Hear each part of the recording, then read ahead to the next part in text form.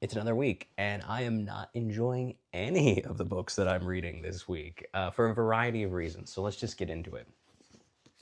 Thomas Pynchon's Gravity's Rainbow. Don't like this book. I'm 300 pages in, and I'm going to go ahead and say, in my opinion, Thomas Pynchon is going to go down as one of the most overrated authors of the 20th century. I think his prose is is purposely frustrating for no real reason, and it's as if I were to read it just as is, having not known that he had his own style, I would assume the author had a cognitive impairment. I think that maybe if you were reading this in the 1960s and you were caught up in the counterculture movement where everything remotely transgressive was embraced, then I understand why he got his success, but I don't think this is stylistically good, in my opinion. It's purposely over the top, frustrating, and just nonsensical, and it just jumps around way too much. I'm not a fan. I'm gonna hate read this. I'm gonna finish it, but not really into it. Both Flesh and Not by David Foster Wallace. So I love David Foster Wallace's short stories and his fictions. His essays are okay. The essays are a variety of topics that I don't find particularly interesting. The first essay was about 40 pages, just glazing Roger Federer. Because, I mean, he was a tennis player, and David Foster Wallace was a tennis player, and so he admired the guy's game.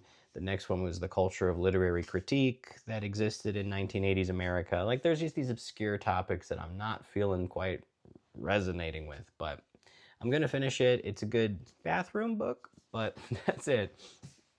Finally, Why Johnny Can't Come Home. This is not bad as a book. It's just incredibly dark. It's among the darker books that I've read. I mean, this is probably the darkest book I've read this year, and we're already 1 week into 2026. This is about the 1982 kidnapping of Johnny Gosch.